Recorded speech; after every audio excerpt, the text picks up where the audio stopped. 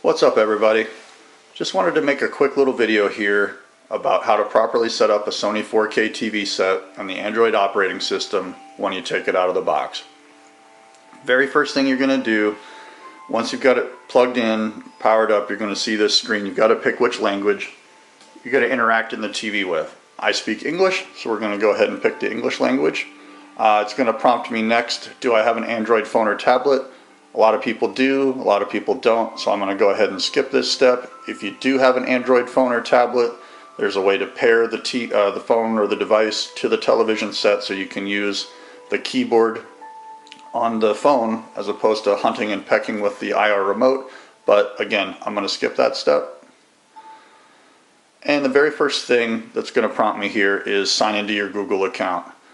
A lot of end users, a lot of integrators skip this step, and they're really creating problems down the road by doing so.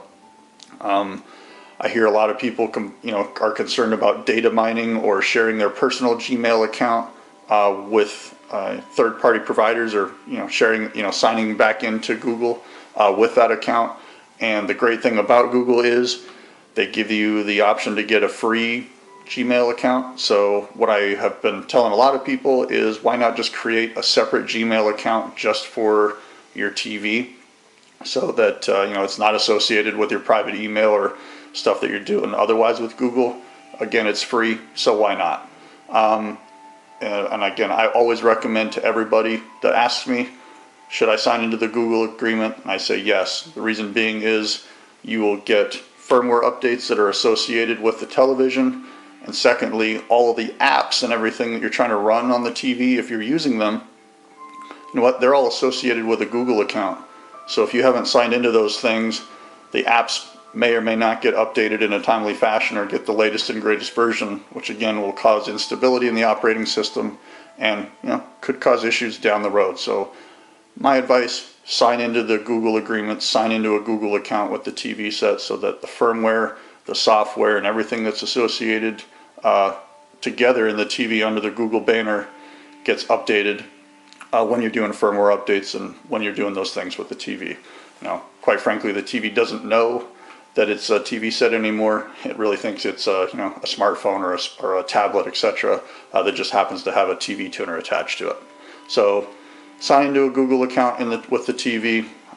There's no secret here what my Gmail account is, because it's the name of my channel. So savvysystems@gmail.com.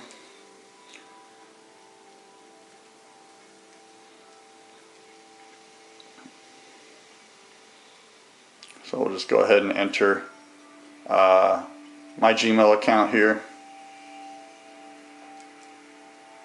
I won't share the password with you guys, but again, you could create a generic Gmail account. It could be generic@gmail.com, whatever suits your fancy. And again, I'm just going to zoom the camera in here so that you can't see what my password is. So please forgive the low-tech camera shot, but suffice it to say, I'm going to enter my password, and then we'll log into the Gmail account. And then again, when I update my apps, etc., the firmware apps on the TV will all get updated at the same time and not be out of sync.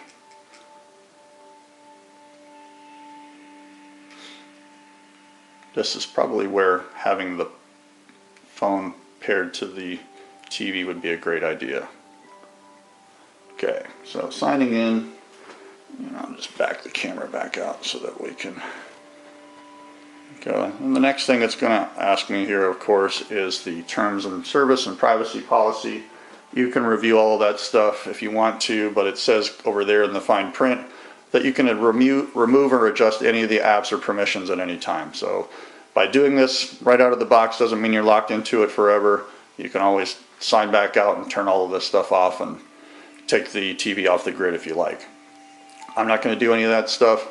I'm not going to share my location with Google, but that's just a personal preference. You can totally do that. And if you want to send reports of issues with the TV back to Google automatically, you can do that. Again, you can defeat all of these features down the road. I'm actually saying yes to that because I would like to make sure that Android is as powerful and awesome as it can possibly be. The next thing it's going to ask here again is about Sony. This is a privacy policy, and you can view the details if you like, and you can agree or disagree. So if you don't want to share what you're watching or any of that stuff with Sony, you don't have to. So I'm going to, because I'd like to make sure that the products are as good as they can be. And next up here is for voice recognition. We know that there's a lot of concern out there about, you know, are our TVs listening to us? You know, what kind of information are you collecting, you know, from us? Cool thing about this again is you can defeat this at any time, and you actually have to set the remote up. You have to turn on the voice recognition for that function to even happen. So you have customers that are concerned about it, or you're concerned about it as an end user.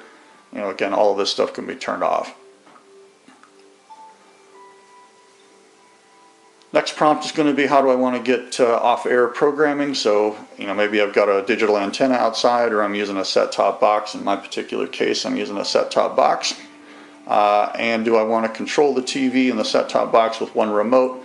And depending on the model of TV set you've got, there may be an IR kit or an IR blaster that's in the box and the accessories. I'm using a third-party remote system here, so I'm going to go ahead and skip this step because I don't want the TV to control the cable box directly. Here's another prompt that you're going to get about Samba TV. This is Enable Samba Interactive TV. Essentially, this is a second screen to the content that you're watching, streaming, etc. This is a key thing to make sure that you pay attention to, this setting, because we've definitely heard some issues. I've heard some issues about you know, Samba TV prompts popping up on the TV set. How do I disable this feature? What is Samba? This is the way to make sure you can minimize your interaction with the Samba prompts on the TV set. So I would always suggest that you guys, instead of skipping past this feature, click the next button, and then when it comes to the privacy policy in terms of service, that you scroll over here, and if you don't ever want to see a prompt from Samba TV on the TV set, hit disagree and disable. And then it's going to ask you, are you sure you want to disable that feature? Yes, I definitely want to disable that feature.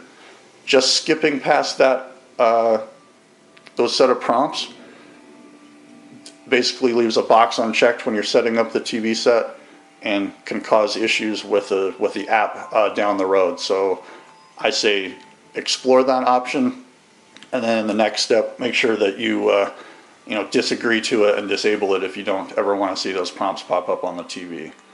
Now that you've got that all said and done, the TV is going to go ahead and reboot, and when that pops up, it'll pop up on the tuner, and now you can drill down into the main menu of the TV to set that up. Go ahead and check out my video on that lower down on the page. Take care.